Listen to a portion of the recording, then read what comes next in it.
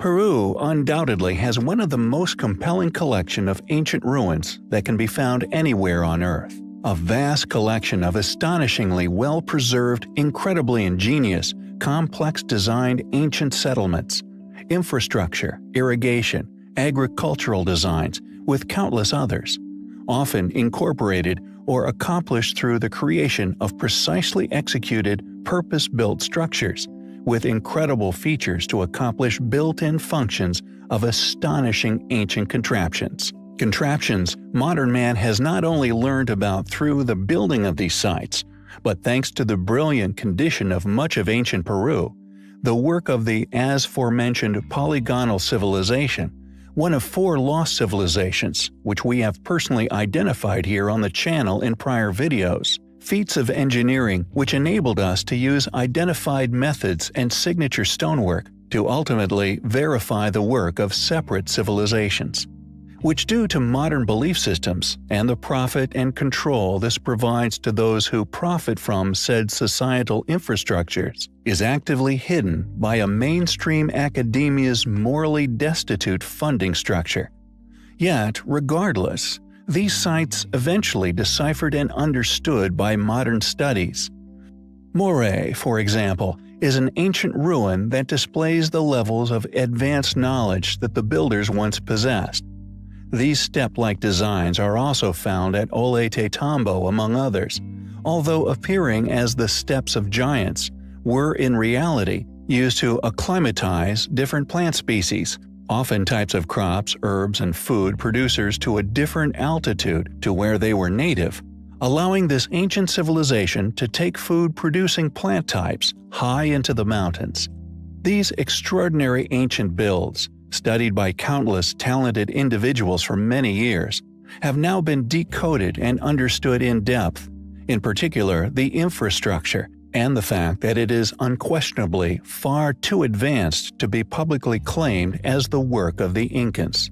Thus, this has culminated in the academic world being forced to not only admit this, but do so in such a way that anyone who continues to press the issue soon realizes it is not only a confession in regards to their awareness of past, now lost, once highly advanced ancient civilizations, but is a broad categorization of said ruins as pre-Incan. And just like the incredible network of water channels previously covered, which connect many ancient settlements which allowed water to be pumped from places of abundance to places of drought, providing precious water supplies to countless ancient sites, the Yoktails are yet another collection of incredible ancient structures which you are unlikely to hear about in mainstream historical studies. Yoktails came in many shapes and sizes. These incredible builds were once enormous freezers, not only used to create ice in cooler climates, but to store it during the hotter times of the year. These miraculous inventions, from spiral designs, wind tower designs, and ingenious vent placement designs, all assured cool air would continuously flow into vast underground portions of the structures. This either created ice or allowed ice to be stored and kept in a frozen state for an impressively long time. Refrigeration and the benefits of such were unquestionably understood by the builders of these structures. Yet modern utilization of the same methods of food storage, that being refrigeration via modern technologies, is only a very recent development, with much of the world until the turn of the century still salting meats. The question then is, how did this ancient civilization know about the benefits of cool storage? How did they understand how to build these structures? Where did such ideas and ultimate utilizations originate from? Was this knowledge possessed by an even older lost civilization? One in which the members responsible for the Yoktails were once members of? Yoktails, ancient refrigerators, are undoubtedly an incredible aspect of Peru's ancient relics. Relics which we find highly compelling. Alex Putney over at humanresonance.org has, for a number of years now, been unraveling some rather startling secrets. Secrets surrounding Nikola Tesla's free energy technologies and the systematic suppression thereof, and seemingly deciphering a number of astounding ancient discoveries, all of which strongly indicating once highly advanced knowledge of sound waves, resonance, and indeed levitation of extremely large weights. Coined as the, quote, piezoelectric basins by Alex himself, it seems he, along with a number of other researchers' exhaustive efforts, have discovered some compelling and intriguing characteristics of many ancient ruins which litter most of Egypt, dotted along the banks of the Nile. We have, in the past, touched upon the possibility of sound resonance having been a factor in Edward Leedskalnin's mysterious and secretive construction of Coral Castle, which can be found within Florida. Many believe that Edward somehow unraveled the secrets to the pyramids, and in doing so, was able to recreate his own rudimentary resonance machine, enabling him to lift enormous weights with relative ease. As our knowledge of our environment and the mysteries of our ancestors deepens, especially regarding their once mystifying and astounding knowledge of construction, left to ruin in many areas of the world, accepted as having never had access to heavy machinery, we must look elsewhere for our answer as to how these weights were moved. An outspoken local wisdom keeper of the Giza Plateau, Egyptologist and tour guide Abdel Hakim Ayan, has brought very controversial but extremely compelling knowledge to bear regarding profound implications of these astounding ancient constructions. Hakim's provocative commentary on the misconceptions of modern academics was broadcast in the Pyramid Code, a documentary produced by Dr. Carmen Bolter, professor at the University of Calgary, a documentary well worth investigation. It reveals several insights, including the advanced nature of the psychoacoustic and biorhythmic effects of these ancient Sanskrit monuments that he claims have all been falsely attributed to the Egyptian civilization. Part of his testimony is as follows. It must be noted that due to Abdel's intimate knowledge of the Giza Plateau, he should undoubtedly be perceived as a reliable source of avenues for alternative esoteric research. He claims that in 1936, while the Sphinx was still covered up to the neck in sand, there were tunnels he personally explored, claiming that past the Abu Ghorab, a crystal altar was found, containing a round disc in the middle of 4 radial lines, a symbol of Hotep, Hotep meaning peace and food. This round disc was a lid on a shaft, about 180 feet deep to the level of the ocean, where he claims there is still running water, and there is still, quote, much more to be found. Dr. Alexander Koltepin, a geologist and director of the Natural Science Research Center at Moscow's International Independent University of Ecology and Geology, has been successfully investigating some very controversial finds throughout the world. Dotting the Earth are areas of ancient petrified ground that has remained untouched for millions of years. Once soft mud, these areas transformed into stone over many millions of years. What is amazing about these areas is the evidence of tire tracks embedded upon the stone. Many have speculated that they are in fact tank tracks, or tracks of far larger vehicles than cars. What Dr. Alexander Koltepin has discovered is that these tracks made by an unknown vehicle cross geological faults confirmed as being created in the Middle and Late Miocene period some 12 to 14 million years ago, proving they are older than these natural faults. Just what sort of all-terrain vehicles could have been traversing the landscapes of Earth some 15 million years ago? The petrified tracks have been found in numerous areas within Turkey and Spain, and even further afield. Petrified wheel ruts have been found in Malta, Italy, Kazakhstan, France, and even in North America. One of the major clusters is in Sofka, Turkey, with tracks covering an area of about 45 miles by 10 miles. Another is in Cappadocia, Turkey, where there are several pockets, one of the biggest being about 25 miles by 15 miles. Some of the tracks are similar in length to modern cars, with tires about 9 inches wide. Dr. Alexander Koltepin said geological and archaeological works that contain information about these ruts are few and far between, especially in English. Koltepin maintains, after heavy research, that the tracks could not possibly have been left by lightweight carts or chariots, as the vehicles that left these tracks would have been much heavier than carts pulled by camels. They left far too deep of an impression on the Earth. He has conducted many field studies in various locations and reviewed published studies on the local geology extensively. He hypothesizes that a network of roads once spread through much of the Mediterranean and beyond some 12 million years ago.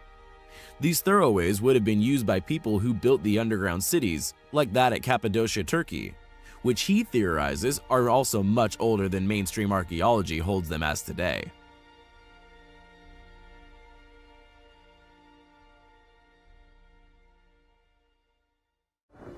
During excavations within the Kiziltepe district of southeastern Mardin in southeast Turkey, a marvelous, miraculous, and to this day unexplained artifact was discovered.